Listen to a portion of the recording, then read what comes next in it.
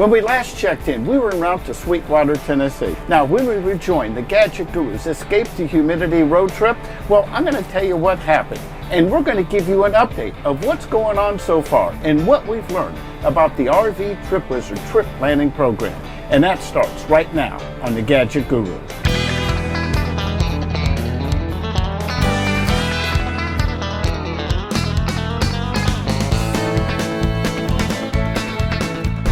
Our route from Macon, Georgia to Sweetwater, Tennessee had us going about 250 miles. Now, however, and this is a big however, it had us going through Atlanta. Now, we tried to time it where we'd hit Atlanta about 11 o'clock in the morning, and we're going to take the 285 bypass around. What'd you think about the Atlanta traffic?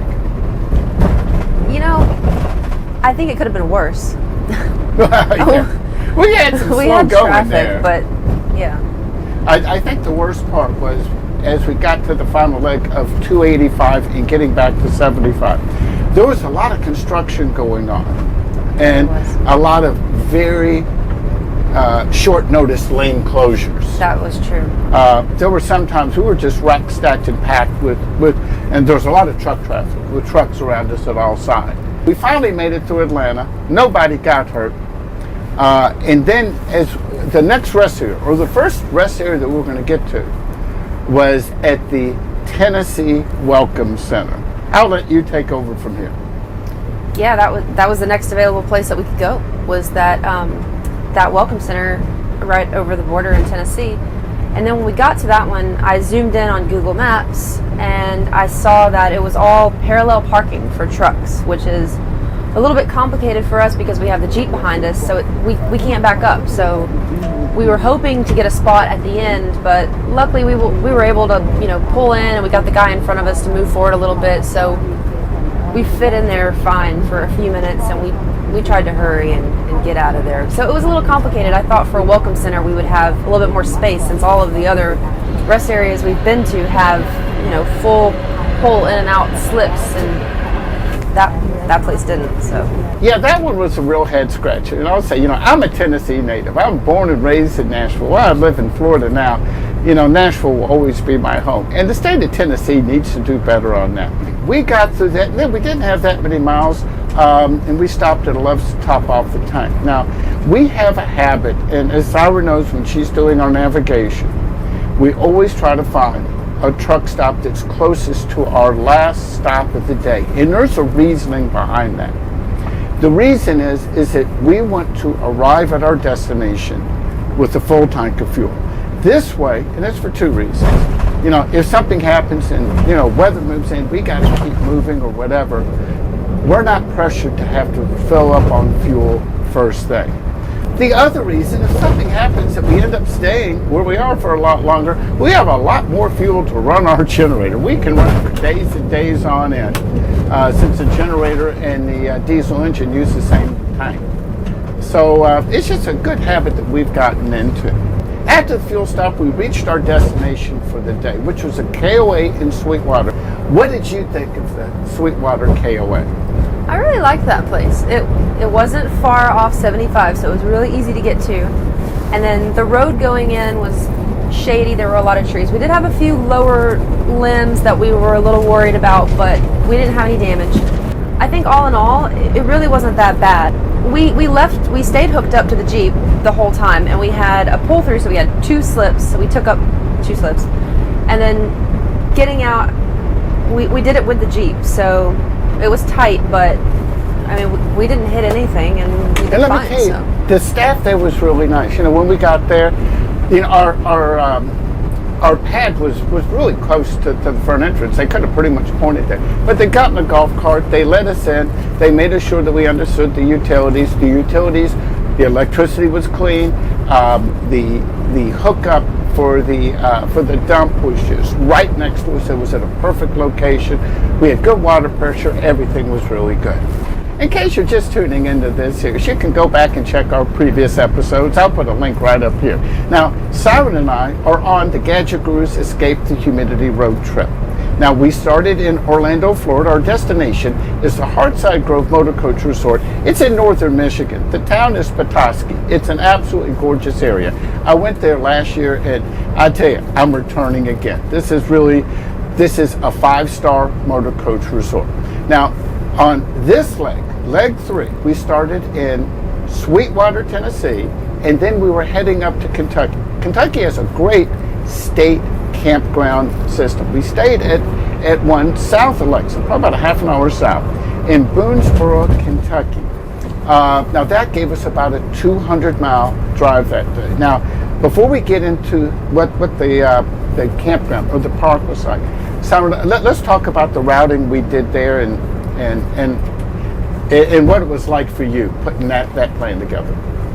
It really wasn't that bad. We only had about 199 miles that day, and we had roughly 100 miles to the first rest stop, and then we would just reach our destination.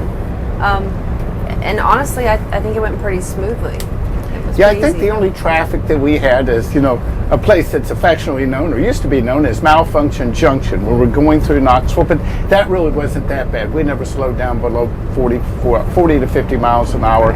It moved through fairly well, but we also timed it where we hit there about 11 o'clock in the morning, if I remember correctly. And let me point out, the East Tennessee Highway, the pavement, it was really good. It was just such a pleasure. It was well maintained. It was smooth, no issues. Everything was marked really well. As Siren said, we stopped at our halfway point. Had an easy in, easy out rest area. The other thing, going through that area, eastern Tennessee heading north, and then going up into southern Kentucky, it's just gorgeous there. You're going through mountains and hills. It's just a pleasant place to take a road trip. Now, Siren, what did you think of that leg? I thought it was all right, especially with the RV Trip Wizard. Everything went fine, but there was I think it was called a Trucker's Haven, that we saw that wasn't in the system, and we're not really sure why. That one struck me as strange too. And let me try to explain what it is, and I'll try to roll some video in here. Basically, it's a way station. If you're going to way station, you would kind of bear left. However, if you bear right, there's all kinds of parking for big rigs, whether it's trucks. There are some motorhomes in there. We even saw a travel trailer going in it. Just as you said, it would have been a great place for us to stop. Now, when we arrived at Boonsborough State Park, why don't you tell us about what it's like to get in and out of that place? Overall, I thought it was not that bad. It seemed like a really neat place, though. If you were going to stay and spend some time, they have like putt-putt golf right there, and I know that's where Daniel Boone was, and I know there's a lot of history in that area, so there's a lot to see and there's a lot to do, and the area is really pretty. We went out to dinner and we saw the river there. The campground itself was really nice. I'd like to show you some aerial footage of the park, but here's what happened. When I got there, I asked the person who checked us in if it's okay to fly drones. I always ask. I'm not one of these people, especially since it's a state park. I don't want to get in any trouble. I'm trying to get up to Michigan. So they said, as long as nobody complains, it's okay. If somebody complains, just put it away. You're okay. Well, when we went out to dinner, we came back, probably about an hour before sundown. She was perfect gliding to fly a drone.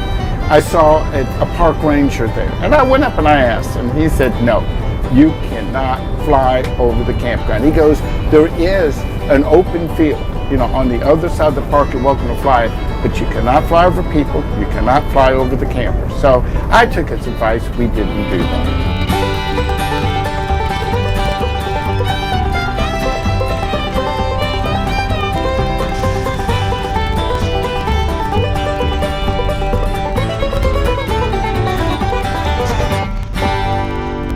We are en route to Perrysburg, Ohio, where tonight we'll be staying at another KOA. And again, this is a KOA that I probably would not have found had it not been for RV Trip Wizard. So we'll fill you in on that one if we get there. Now, what do we have coming up on traffic and what we need to look for over the next few hours? Well, just zooming in on Google Maps, it looks traffic looks okay. As far as I can see, there's a little traffic in Cincinnati, obviously. Don't you remember what Cincinnati was like last year? There was all kinds of construction. There were narrow bridges we had to go over. But you're saying right now that the traffic looks okay? It looks okay. I mean, Cincinnati always has traffic. But overall, I mean, last year we were really held up for several miles before we got to the bridge there, crossing over into Ohio. And I see maybe a mile of orange traffic on my GPS now. Well, we're going to see how that goes. Now, stay tuned. Now, remember, the easiest way to keep posted of my new post videos and updates on the Gadget Guru's Escape to Humidity road trip is to simply like us on Facebook at facebook.com/thegadgetguru. You can follow Siren on Instagram at Siren Williams. And if you like this video, you're surely going to like one of these. I cover motorhomes, drones, e-bikes, campgrounds, all kinds of recreational products. That's it for now. I'm the Gadget Guru, Andy Park.